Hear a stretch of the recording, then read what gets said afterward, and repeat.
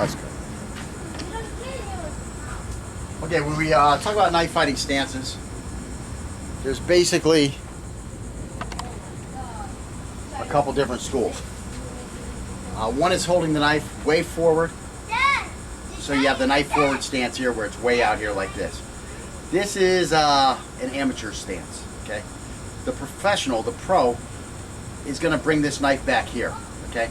What this is going to do is it's going to give the guy I'm fighting a false sense of security because the knife is back, okay? The amateur, again, he wants to scare you, so he has the knife out here leading because this is a scary thing. The problem is the knife is very exposed to being attacked. Oops, got a little cornered up. Okay, so when I'm back here, my knife is protected, my knife hand is protected, which is critical to winning a knife fight, that my knife hand stays healthy. And I've got this here, my hand up here to block. So this is one type of stance, okay? And again, you see it's very similar to our fighting stance. I didn't have to move my legs at all. It's just a regular fighting stance, except for we're doing a little adjustment where we're getting our weapon back here, again, to provide a false sense of security for the guy facing us and to protect the weapon hand, okay? This, again, is to protect my head, specifically my neck. They used to call it jarheads, or excuse me, using another nickname. They used to call Marines leather necks. Because back in the day, we did a lot of fighting with swords and knives. So what we would have is a high collar made out of leather on our uniforms to protect our necks. That's how important it is, protecting the neck. I mean, it actually became a piece of the uniform. And again, you have to protect your neck. You get cut on the neck and that carotid gets cut, you're going to die. Again, the reason Marines used to fight with knives and swords so much is because they didn't have these big automatic weapons like they have nowadays, where you have just rounds and rounds and rounds, and it was much more likely that you were going to run out of ammunition and have to go hand to hand, or knife to hand, that type of stuff. So again, that's what a big part of the fighting culture used to be, that you would even have part of your uniform. We became leather necks because of the leather to protect our necks from the fight. So you have to protect that. So here's one type, here's the other one. This is a knife forward stance. Now I can go to the knife in the back stance, and again, I can do it the same way. I can get this knife out here, out in front, again exposing it, or I can keep it back here. So that's basically what the stance has come down to in the nutshell. It's, is the knife going to be forward, is the knife going to be back, and which leg are you going to lead with, okay? And again, we like to lead and use this stance because this is a stance we're going to be familiar with. When I'm practicing my hand-to-hand fighting, I'm in this stance.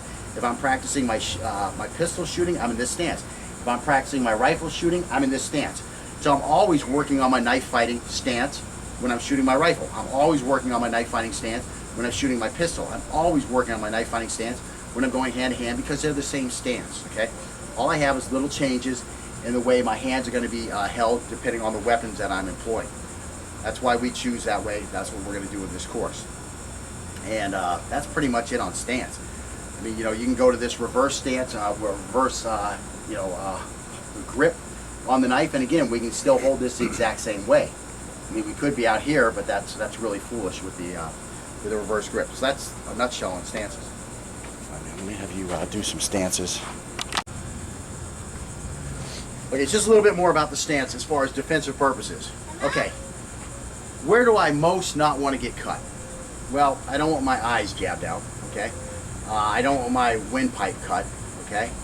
But if those get cut, I'm going to live, okay?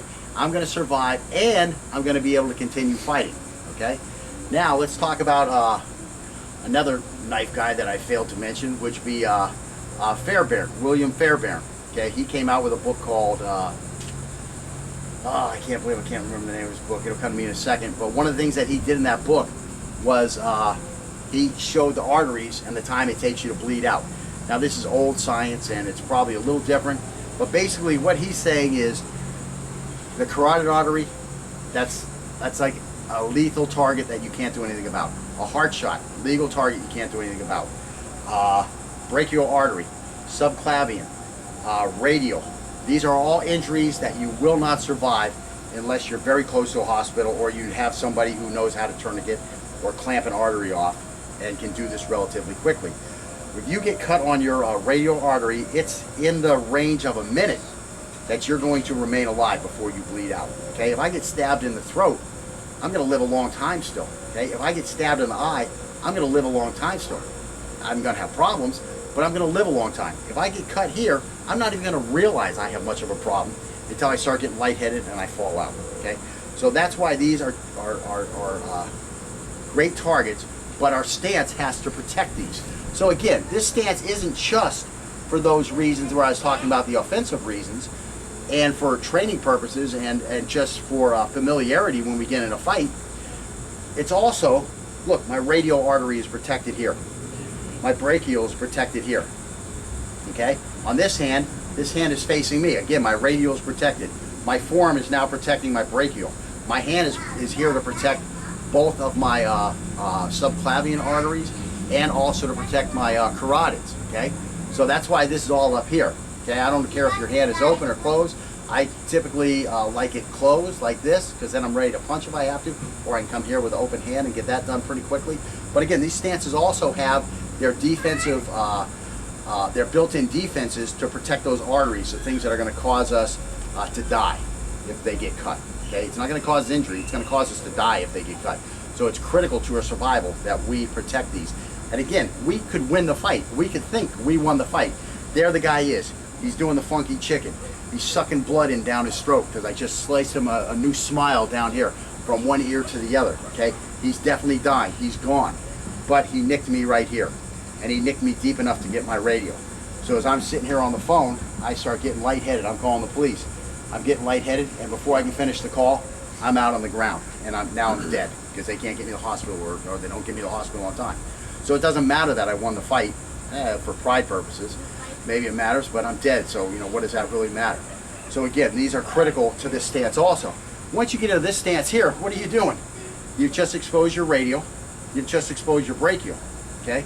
These are problems, okay? This is what this guy is gonna go for. He's gonna see this. This is what he's gonna focus on. Everything is gonna tunnel. That tunnel vision is gonna come in, whoosh, and he's gonna go right on that knife, okay? If he has a target that he can hit, that's what it's gonna be. My knife's sitting out there. Yeah, I'm gonna hope I can move and all that type of stuff. If he comes flailing at me, all he's got to do is get a nice piece of that. I mean, I'll call it a nick again. Just a nick of that. He gets that cut. Bang, just that. He gets that cut. Now I'm gonna bleed out. Okay, I finished the job now. Slice him up, slice and dice. I'm still gonna die. If I'm not fighting out in front of a hospital, I got a problem. Okay, so let's go on to the next subject. All right.